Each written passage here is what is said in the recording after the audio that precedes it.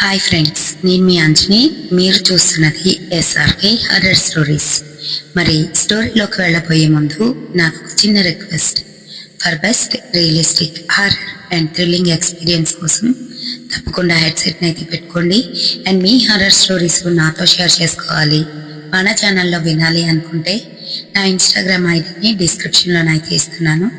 అక్కడికి వచ్చి మీరు నాతోనైతే షేర్ చేసుకోవచ్చు. మరి ఇంకెందుకు ఆలస్యం, లేట్ చేయకుండా వీడియోలోకి వెళ్ళిపోదామా?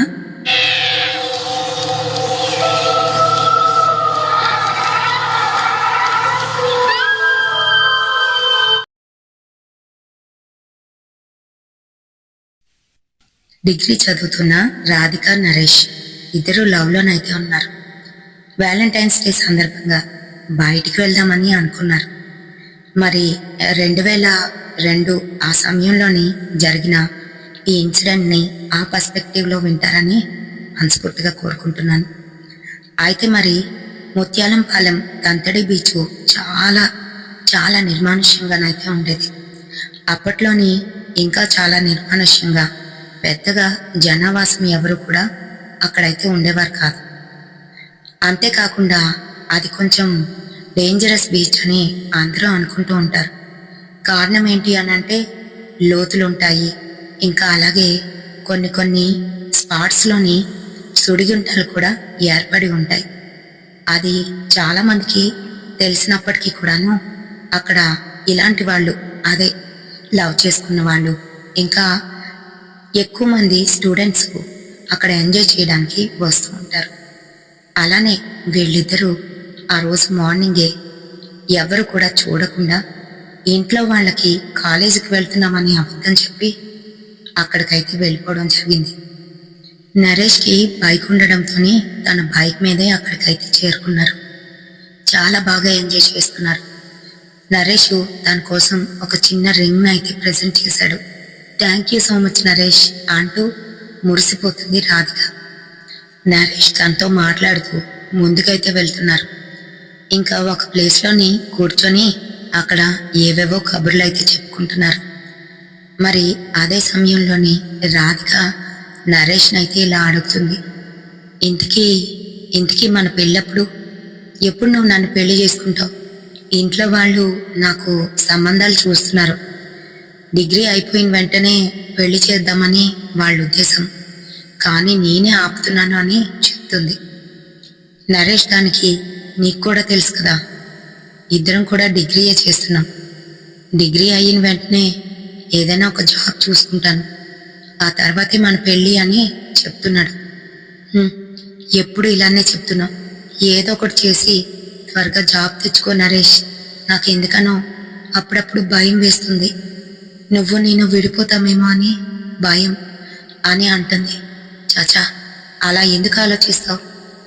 అలా ఏం కాదు, నువ్వు నేను పెళ్లి చేసుకుంటాం, ఇద్దరం కలిసే ఉంటాం, నిన్ను వదిలి నేను ఉండలేను అని చెప్తున్నాడు. సరే పద అంటూ అలా నడుచుకొని అయితే వెళ్తున్నారు. మరి అప్పటికే సాయంత్రం సమయం. ఇద్దరు అలా ముందుకు వెళ్ళారో లేదో రాధిక కాళ్ళకి ఏదో తగిలింది.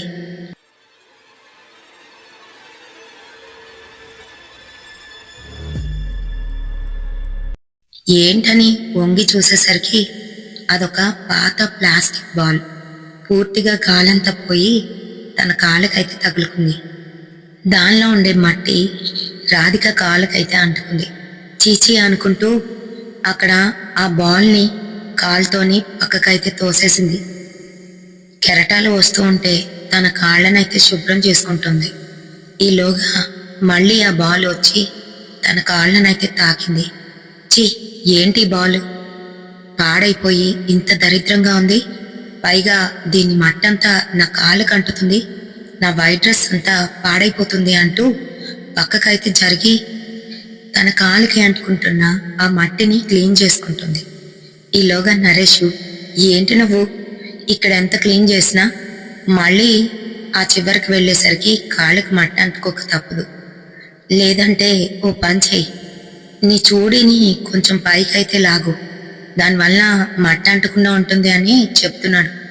లేదులే, ఏం పర్వాలేదు అంటూ తను అలానే కడిగేసి బయటకైతే వచ్చింది. అంతే.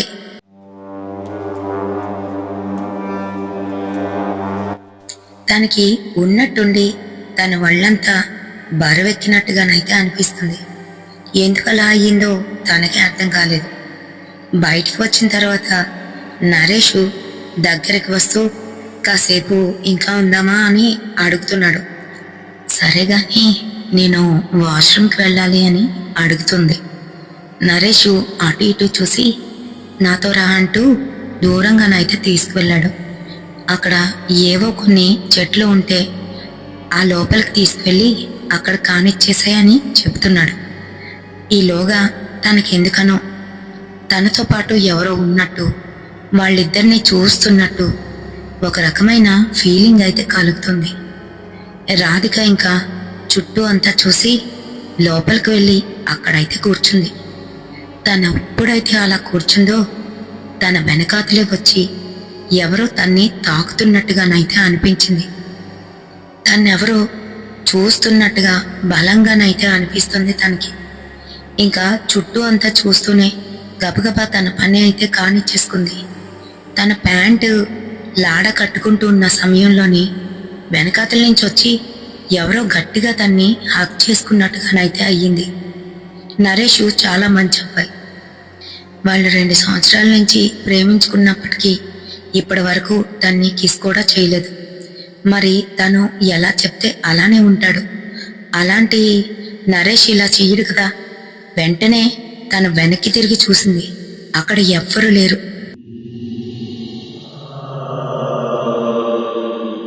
ఒక చల్లటి గాలి తన్ని తాక్కుంటూ వెళ్ళింది. తన ఒళ్ళంతా గూస్ బంప్స్ అయితే వచ్చేశాయి. ఒంటి మీద రోమాలు నిక్కబొడుచుకున్నాయి. తను కొబ్బరి చెట్టుపై చూసేసరికి ఒక తెల్లటి ఆకారం తన్నే చూస్తూ నవ్వుతూ కనిపించింది. అంతే, తను భయపడి మళ్ళీ కళ్ళు నులుపుకొని అక్కడికి చూసేసరికి ఈసారి అక్కడ ఎవరూ లేరు. ఎందుకనో రాధికకి చాలా భయం వేస్తుంది. అమ్మో, ఇక్కడ ఉండకూడదు అని నరేష్ దగ్గరికి అయితే వచ్చేసింది.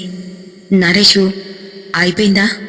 ఇంకా అటుపక్కకి వెళ్దాం, అక్కడ చాలా బాగుంటుంది, ఎవరూ ఉండరు, కాసేపు మాట్లాడుకొని వెళ్ళిపోదామని అంటున్నాడు.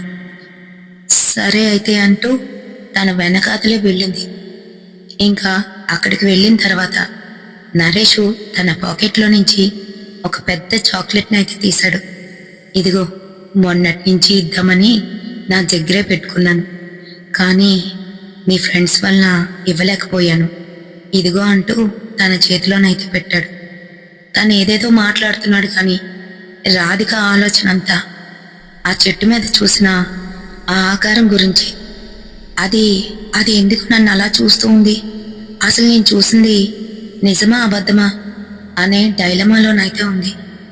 ఈలోగా టైము ఫాస్ట్గా అయిపోతుంది. మరో పక్క నుంచి నరేషు తను చేపట్టుకొని, రాధిక 2 years అయిపోయింది కదా, నిన్ను అనేలోపే రాధిక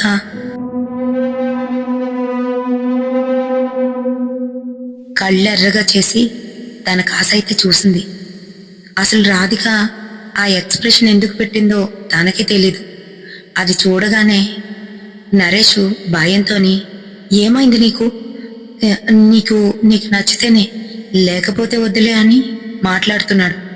కానీ రాధిక ఏం మాట్లాడకుండా తన కాసి కోపంగా చూసి మరెటో చూస్తుంది.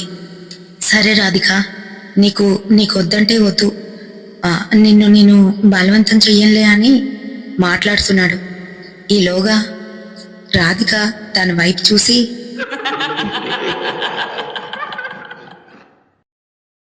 అతి వికారంగా నవ్వుతూ అప్పటికప్పుడే తన ఎక్స్ప్రెషన్ అయితే మార్చేసింది. మళ్ళీ కోపంగానైతే చూస్తుంది. తనకు అసలు ఏమీ అర్థం కాలేదు. రాధిక, ఏమైంది నీకు? ఇప్పుడే నవ్వుతావు, మళ్ళీ కోపంగా చూస్తున్నావు అని అంటున్నాడు. ఈలోగా తెలివచ్చినట్టు రాధిక మళ్ళీ స్పృహలోకి వచ్చి, ఏమైంది ఇప్పుడు? నువ్వేమైనా మాట్లాడావా? నాకు ఆ దూరం నుంచి ఎవరో వస్తున్నట్టుగా అనిపిస్తేనో అటే చూస్తూ ఉండిపోయాను అని మాట్లాడుతుంది. అంటే ఇప్పటి వరకు నేను మాట్లాడింది నీకు అర్థం కాలేదా, వినిపించలేదా అని అంటున్నాడు నరేష్. ఏ అదేం లేదు అంటూనే మళ్ళీ మరోవైపు చూస్తూ అక్కడికి వెళ్దాం పదా అంటూ పరిగెత్తుకుంటూ వెళ్ళి ఆ బెలూన్ ఉన్న దగ్గరే ఒక పెద్ద గుంతలాగా అయితే తవ్వుతుంది. అసలు అలా ఎందుకు చేస్తుందో నరేష్కి అయితే అర్థం కాలేదు. సరదాగా ఆడుతుందేమో అని వదిలేశాడు. తను అలా గుంత చేసి అందులోని కాళ్ళు పెట్టి ఇక్కడే ఉందామా, ఇక్కడ కాసేపు కూర్చుందామా అని అడుగుతుంది. సరే సరే. అవును, ఇప్పటి వరకు డ్రెస్ పాడైపోతుంది, అసలు వాటర్లోకి రాననే దానివి ఇప్పుడేంటి ఇలా గుంత తవ్వి ఇందులో కాళ్ళు పెట్టుకొని ఇక్కడే ఉందామంటున్నావు అని అంటున్నాడు నరేష్ విచిత్రంగా. ఆ మాటలకి కనీసం జవాబు కూడా ఇవ్వకుండా రాధిక బీచ్ మధ్యలో ఉన్న కొన్ని రాళ్ల వైపు అయితే చూస్తుంది. జనరల్గా ఆ రాళ్ల దగ్గరికి చాలామంది టీనేజ్ పిల్లలు వెళ్ళి అక్కడ ఆడుకుంటూ ఉంటారు. అది డేంజరస్సే, అయినప్పటికీ కూడా అక్కడ ఆడుకోవడం చాలామందికి అలవాటు. మరి అటుకేసే అలానే చూస్తూ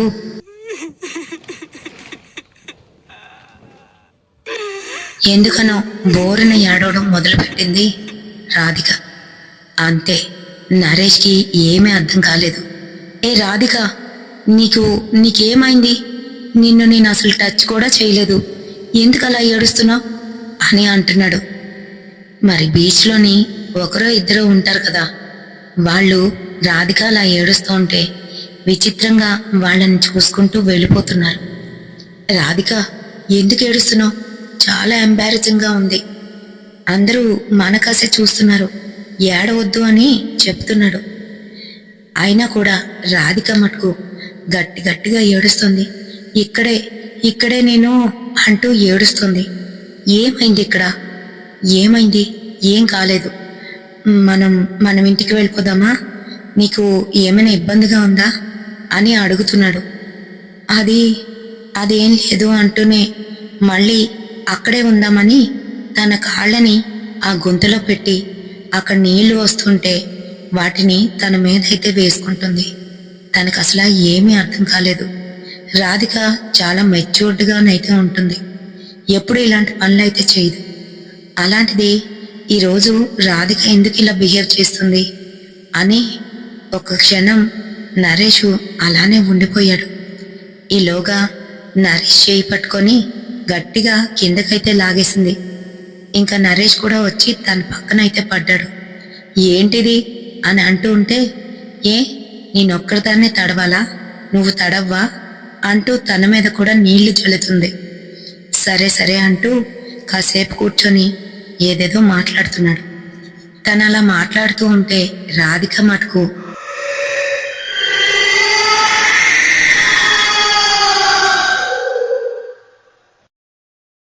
మరింకెటో చూస్తూ అక్కడ ఎవరో ఉన్నారు అన్నట్టు అటుకేసి చూస్తూ అలా ఉండిపోవడం.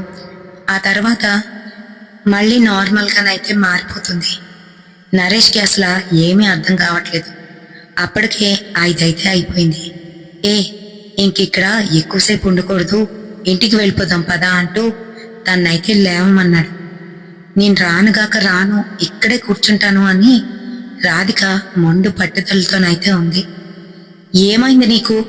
నువ్వే కంగారు పెడుతూ ఉంటావుగా, టైం అయిపోతుంది, ఇంటికి వెళ్ళాలి, అమ్మా నాన్న తిడతారు అనేసరికి అమ్మా నాన్న అనే మాట వినగానే రాధిక ఒక క్షణం నార్మల్గానైతే అయిపోయింది. సరే పద, ఇప్పటికే లేట్ అయిపోయింది, నేనేంటి ఇక్కడ ఇంకా ఉందామంటున్నాను, పద అంటూ వీళ్ళిద్దరూ రోడ్ దగ్గరికి అయితే చేరుకున్నారు. తన వంటి మీద ఉన్న మట్టిని పూర్తిగా దులుపుకొని తన బైక్ ఎక్కి కూర్చుంది. ఎప్పుడూ లేనిది నరేష్కి రాధిక బరువుగా అనిపించింది.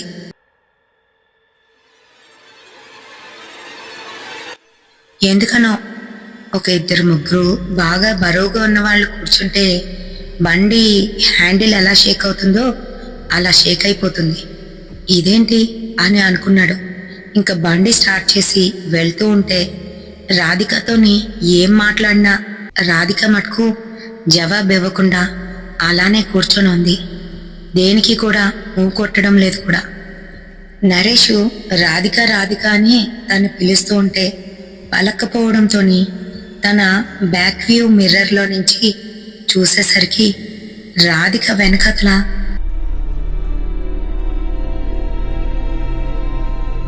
ఏదో ఒక తెల్లటి నీడ కూర్చొని ఉన్నట్టుగానైతే కనిపించింది.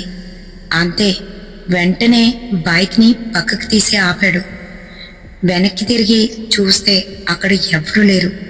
రాధిక ఒక్కరిదాయే సైలెంట్గా కూర్చుంది. ఏమి, ఎందుకు బైక్ ఆపావు?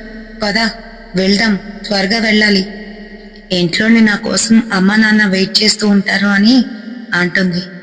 సరేనని తనేదో భ్రమపడ్డాను అనుకొని తనకి తానే సంజాయిషి చెప్పుకొని మళ్ళీ బైక్ స్టార్ట్ చేసి ఇంటికైతే తీసుకువచ్చాడు. రాధిక వాళ్ళ ఇంటి ఫర్లాంగ్ దూరంలోనే బైక్ని అయితే ఆపేశాడు. రాధిక, ఓకేనా? బాయ్, జాగ్రత్త, రేపు మీట్ అవుదాం అని అంటున్నాడు. కానీ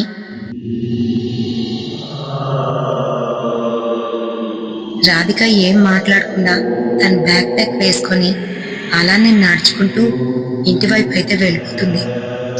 అసలు రాధికకి ఏమైంది, ఎందుకు ఇలా ఉంది అని అనుకున్నాడు. తను మళ్ళీ బైక్ రివర్స్ చేసి ఇంటికైతే పయనమయ్యాడు. రాధిక వాళ్ళ అపార్ట్మెంట్కి అయితే వెళ్ళింది. కాలింగ్ బెల్ కొట్టగానే వాళ్ళ అమ్మ వచ్చి తలుపు తీసి రాధికనైతే తిడుతుంది. నీకు పని పాట లేదా?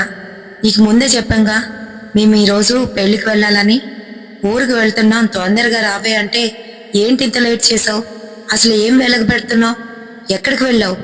ఏంటిది, బట్టలంతా ఇంత డర్టీగా ఉన్నాయి అని కోప్పడుతుంది. ఈలోగా వాళ్ళ నాన్న వచ్చి, ఏ ఊరుకో అమ్మా, ముందే చెప్పంగా మేము బయటకు వెళ్ళాలని. సర్లే, త్వరగా ఫ్రెష్ అప్ అయ్యిరా, భోజనం చేద్దామని చెప్తూ ఉంటే తను ఆ మాటనేమీ పట్టించుకోకుండా తన రూమ్లోకి అయితే వెళ్ళిపోతుంది. ఫ్రెష్ అప్ అయ్యి అలానే వచ్చి తినకుండా అన్నం అలానే కలుపుతూ ఉంది. అది గమనించిన వాళ్ళమ్మ, రాధిక, నువ్వు తింటావా తినవా? ఎందుకు ఇలా చేస్తున్నావు? అసలు ఏమైంది నీకు? దేనికి సమాధానం చెప్పవు? ఏంటో, ఇదిగో నువ్వు జాగ్రత్తగా ఉండాలి, మేముండం కదా, ఇంటిని జాగ్రత్తగా చూసుకో, ఎవరిని రానివ్వకు అని జాగ్రత్తలు అయితే చెప్తుంది. రాధిక మటుకు తన లోకంలో తానుంది. ఈలోగా వాళ్ళన్నీ కూడా సర్ది పెట్టుకొని ట్యాక్సీ అయితే బుక్ చేసుకున్నారు. వాళ్ళ నాన్న బయటికి వెళ్తూ, రాధిక, అమ్మాని మాటలేం పట్టించుకోక తల్లి, జాగ్రత్తగా ఉండు, ఇదిగో డబ్బులు అంటూ చేతికైతే డబ్బులు ఇచ్చాడు. సరే, ఇంకా అవి తీసుకొని వాళ్ళ నాన్నకి బాయ్ అయితే చెప్పేసింది. ఇంకా వాళ్ళ అమ్మ నాన్న వెళ్తుంటే బాల్కనీ దగ్గరికి వచ్చి వాళ్ళ అమ్మకి నాన్నకి బాయ్ అయితే చెప్తుంది.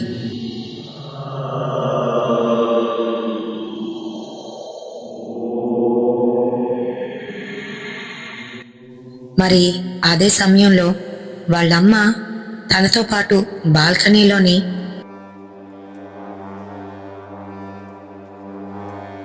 ఏదో ఒక నీడనైతే చూసింది. అంతే, భయపడుతూ తన కళ్ళని నిలుపుకొని చూసేసరికి అక్కడ ఈసారి ఎవ్వరూ లేరు.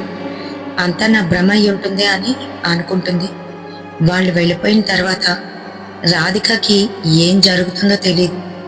తను అలానే వచ్చి తన బెడ్రూమ్లోనైతే పడుకుంది. రాధిక ఒళ్ళు సడన్గా కాలడం మొదలైంది. తనకి ఫీవర్ వచ్చినట్టుగానైతే అనిపిస్తుంది. పడుకోలేకపోతుంది. సౌండ్ స్లీప్ అయితే లేదు. అటు ఇటు కదులుతోంది. ఈలోగా ఉన్నట్టుండి బాత్రూంలోని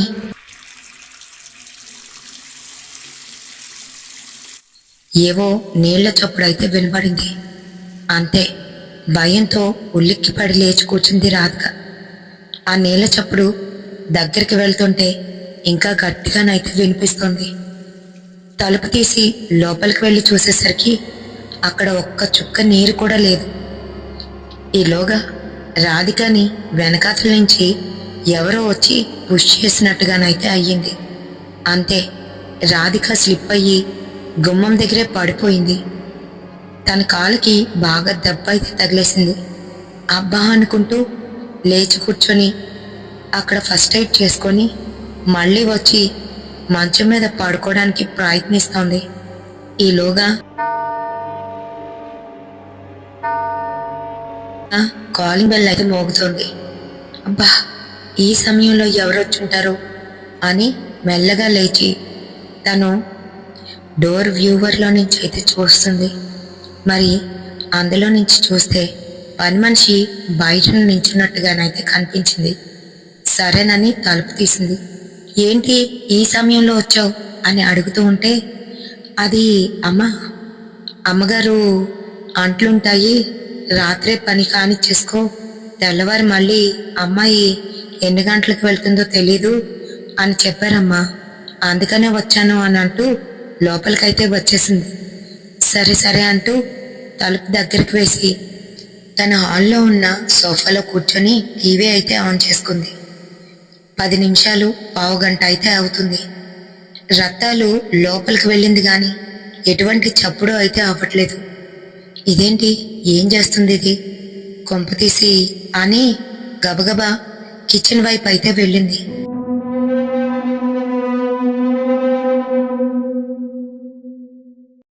లోపలికి వెళ్ళి చూస్తే కిచెన్లోని రత్తాలైతే కనిపించలేదు.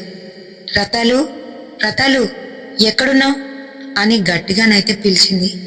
కానీ ఏమాత్రం జవాబైతే తనకి రాలేదు.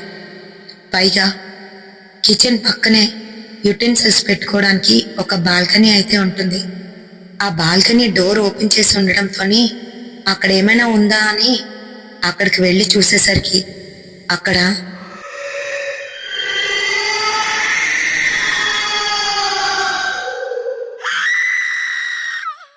తను ఇందాకలా ఏదైతే ఆ తెల్లటి విచిత్రమైన ఒక ఆకృతి చూసిందో అదే ఆకృతి అక్కడ నించొని తన్ని భయపెడుతూ గట్టిగానైతే అరిచింది. అంతే, స్పృహ తప్పి అక్కడక్కడే పడిపోయింది రాధిక. ఈసారి మళ్ళీ ఎవరో తట్టి లేపినట్టు తెలివైతే వచ్చింది. లేచి చూస్తే అక్కడ ఎవ్వరూ లేరు. గబగబా వెళ్ళి ఇల్లంతా చెక్ చేసింది. ఎవ్వరూ లేరు. మెయిన్ డోరు ఓపెన్ చేసి ఉండడంతో అది లాక్ చేసేసి లోపలికి వచ్చి భయంగాను తన బెడ్ మీద అయితే పడుకుంది. ఈసారి తన ఒళ్ళంతా విపరీతంగా కాలిపోతుంది. తను అసలు లేచే పరిస్థితుల్లో కూడా లేదు. అలానే నిద్రపోతున్న తన చెవి దగ్గరికి ఎవరో వచ్చి, రాధిక, రాధిక, లే రాధిక అని పిలుస్తున్నారు. రాధికకి ఎందుకనో తెలివి అయితే వచ్చింది. మెల్లగా కళ్ళిప్పి చూసేసరికి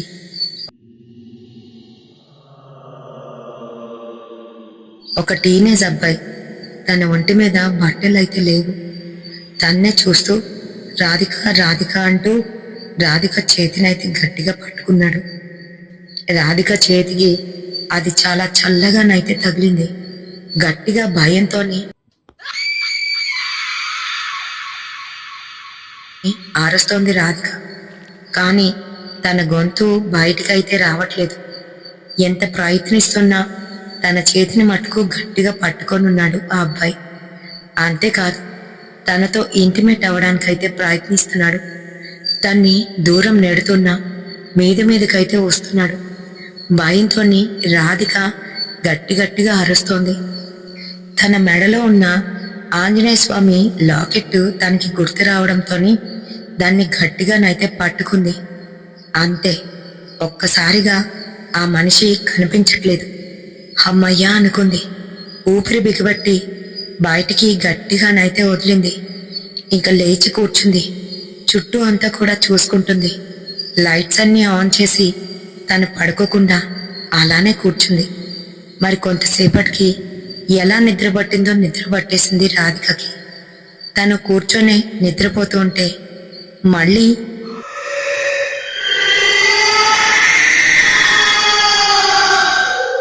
ఎవరో గట్టిగా అరిచినట్టుగా ఒక అరుపు అయితే వినిపించింది. ఈసారి ఆ అబ్బాయి పక్కనున్న కబోర్డ్ మీద కూర్చొని రాధిక కేసే చూస్తున్నాడు. తను అతి భయంకరంగా నీళ్లలోని మునిగిపోయి చనిపోతే ఎలా ఉంటాడో అలా అయితే కనిపిస్తున్నాడు. తన కళ్ళు బాగా ఉబ్బిపోయి ఉన్నాయి. ఇప్పుడు తను రాధిక పక్కకే వచ్చి పడుకున్నాడు. రాధిక ఎంత లేద్దామని ప్రయత్నిస్తున్నా రాధిక లేవలేకపోతుంది. ఒంటి మీద స్పృహ లేకుండానైతే అయిపోయింది.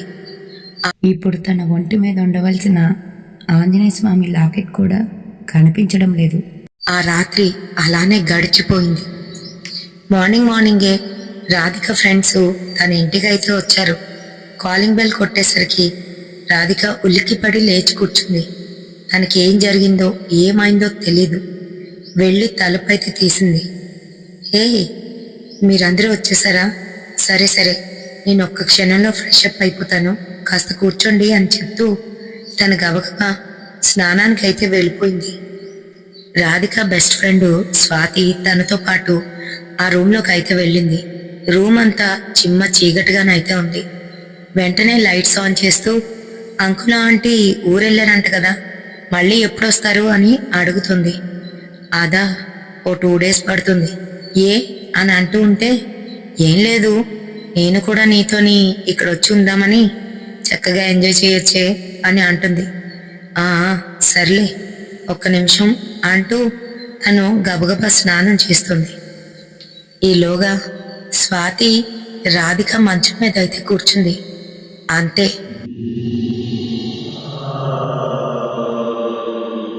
తన కాళ్ళని ఎవరో తాకినట్టుగానైతే అనిపించింది. వెంటనే కిందకైతే చూసింది. కానీ అక్కడ ఏమీ లేదు. ఏదో నా భ్రమ అయి ఉంటుందిలే అని చెప్పి మళ్ళీ అక్కడున్న నవలు తీసి చదువుతూ ఉన్న సమయంలోని ఎవరో తన కాళ్ళని గట్టిగానైతే పట్టుకున్నారు. అంతే,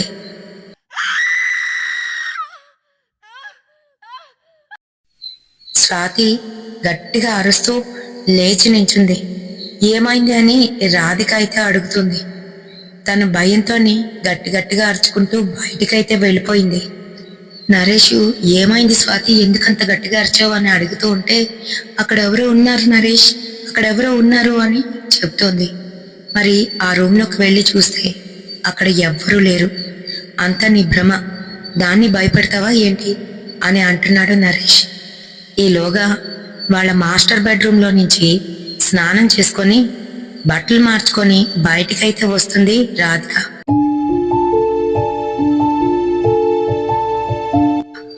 ఏమైంది అని అడుగుతూ. అంతే, వాళ్ళిద్దరికీ ఫ్యూజులు ఎగిరిపోయాయి. ఇప్పుడు వరకు ఈ బాత్రూంలో ఉండేదానివి ఆ బాత్రూంలో నుంచి వస్తున్నావేంటి అని అడుగుతుంది స్వాతి. ఆ బాత్రూంలో నేనెప్పుడు వెళ్ళాను, నేను వెళ్ళింది ఇందులోకే కదా అని అంటుంది రాధిక. అంతే, వాళ్ళ ముగ్గురికి భయం వేస్తుంది. సరే సరే, ఇంకా ఇంట్లో ఉండొద్దు, ఈ రోజంతా బయటను ఎంజాయ్ చేద్దాం, పదవే పద అంటూ రాధికని బయటికైతే తీసుకుపోయారు. మరి ఆ రోజు ఈవినింగ్ రాధిక మళ్ళీ యథావిధిగా ఇంటికైతే వచ్చేసింది. రాధిక, ఓకే కదా, లేకపోతే మా ఇంటికి వచ్చేవే అని అంటుంది స్వాతి. ఏం పర్వాలేదు, మా ఇంటిని ఎవరు కాపలా కాస్తారు, అయినా అమ్మ నాన్న నాకు ఫోన్ చేస్తారు, మళ్ళీ నేను మీ ఇంట్లో ఉన్నాను అని అంటే తిడతారు, వద్దులే నాకేం భయం లేదు, బానే ఉన్నాను అని చెప్పేసింది. కానీ వీళ్ళు మాట్లాడుతూ ఉంటే రాధిక మటుకు మరింకెటో అంటే ఫ్యాన్ వైపు అలానే చూస్తూ ఉంది. రాధిక, ఏంటే అటేటో చూస్తున్నావు అని అంటూ ఉంటే, ఏం లేదు, సరే మీరు ఇంకా బయలుదేరండి అని వాళ్ళనైతే పంపేసింది. మరి ఆ రోజు రాత్రి కూడా అంతే. ఆ ఆకారం తినని ఫిజికల్గా అటాక్ చేసింది. ఆ మర్నాడు రాధిక అయితే అసలు బయటికి రాలేదు. వాళ్ళ ఫ్రెండ్స్ వచ్చి కాలింగ్ బెల్ కొడుతున్నా తలుపైతే తీయలేదు. వాళ్ళకి ఎందుకనో భయం వేసి జరిగిన విషయం మొత్తం వాళ్ళ అమ్మ నాన్నకి కాల్ చేసి చెప్పారు. అంతే, వాళ్ళ హుటాహుటిన ఇంటికైతే వచ్చేశారు. కాలింగ్ బెల్ ఎంత కొడుతున్నా రాధిక మటుకు తలుపులు తీయడం లేదు. ఇంకా వాళ్ళ నాన్నగారు ఆ తలుపుని బద్దలుగొట్టి లోపలికి వెళ్ళి చూసేసరికి రాధిక పొజిషన్ చాలా దారుణంగానైతే ఉంది. తన మంచం మీద తను న్యూడ్గానైతే పడుకొని ఉంది. అది చూసిన వాళ్ళమ్మ భయంతోని దగ్గరికి వెళ్ళి రాధికని ముట్టుకునేసరికి రాధిక ఒళ్ళు అగ్గిలాగా కాలిపోతుంది. ఇంకా బట్టలు వేసి హాస్పిటల్కి తీసుకువెళ్ళిన లాభం లేకపోయింది. రాధిక వాళ్ళ అమ్మతోని స్వాతి తనకి జరిగిన విషయం మొత్తం చెప్పింది. అంతేకాదు రాధిక ఎందుకో తేడాగా బిహేవ్ చేస్తుంది అని చెప్పడంతో రాధిక వాళ్ళ అమ్మ భయపడిపోతుంది. ఆ సమయంలోని స్వాతి, ఆంటీ మా అమ్మగారికి దీని గురించి బాగా తెలుసు, నేను అమ్మకు కాల్ చేసి ఇస్తాను మాట్లాడండి అంటూ వాళ్ళ అమ్మ చేత అయితే మాట్లాడించింది. మరి స్వాతి వాళ్ళ అమ్మగారికి ఒక తాంత్రికుడు అయితే బాగా తెలుసు.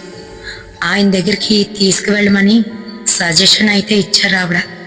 మరి రాధికని తీసుకొని మర్నాడే వాళ్ళ ఫ్రెండ్స్తో సహా అక్కడికైతే చేరుకున్నారు.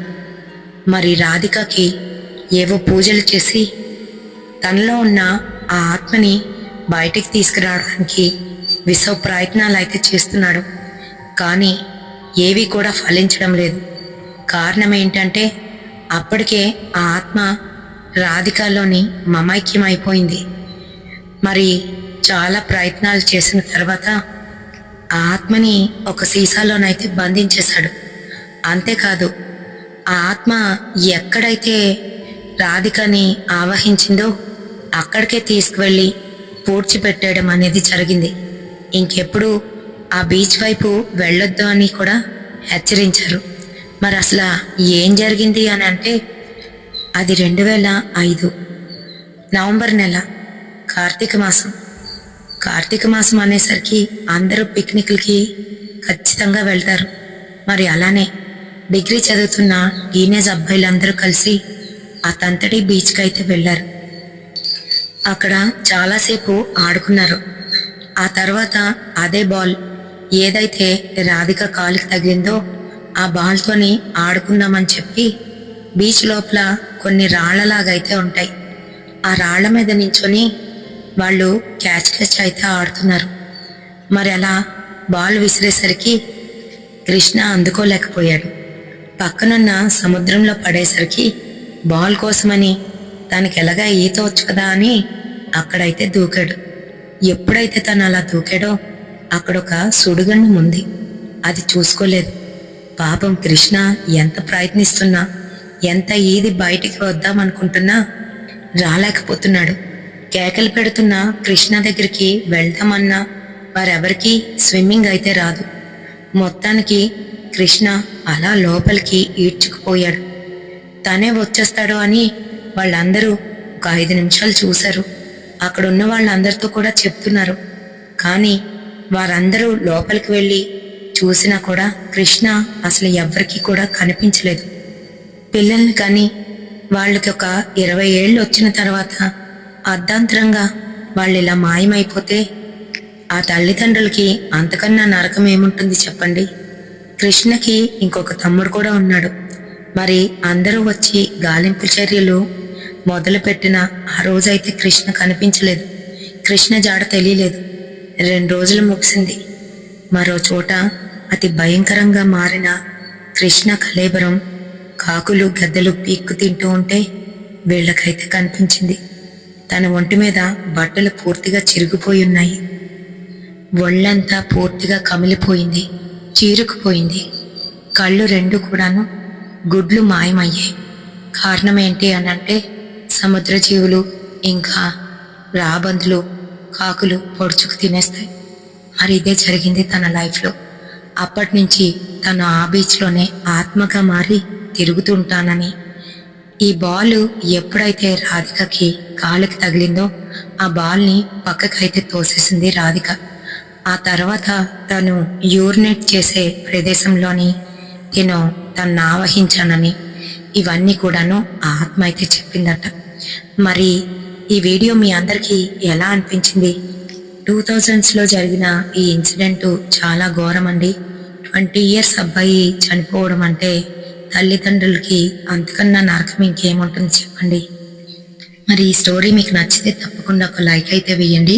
లాస్ట్ వీడియోకి మనకు వచ్చిన కామెంట్స్ ఎవరెవరి దగ్గర నుంచి ఎక్కడి నుంచి వచ్చాయనేది చూసేద్దామా. మరి వీరమణి సిస్టర్, నాగేంద్ర ప్రసాద్ గారు, బాలాజీ గారు, వాసిన విజయ సిస్టర్, విజయకృష్ణ రాణి సిస్టర్, సంధ్య సిస్టర్, వసుధ సిస్టర్, తులసి సిస్టర్, జ్యోతి సిస్టర్, ఇంద్రాస్ కిచెన్ నుంచి ఇందిరా గారు, రవీంద్ర అన్నయ్య, ఇంకా సిటీవీ కలర్స్ ఆఫ్ లైఫ్ నుంచి చంద్రజ వాడపల్లి గారు, ఇంకా Bali Lakshmi sister, Dunisha sister, Dhanraj brother, ఇంకా ధీరజ్ గారు, ఇంకా ఎవరినైనా మిస్ చేసినట్లు అనిపిస్తే ఖచ్చితంగా నాకు కామెంట్ సెక్షన్లో కామెంట్ చేయండి. నెక్స్ట్ వీడియోలోని మీ పేరుని తప్పకుండా తీస్తాను. రేపటి సరికొత్త హారర్ ఇన్సిడెంట్తో మళ్ళీ కలుద్దాం. Until then bye.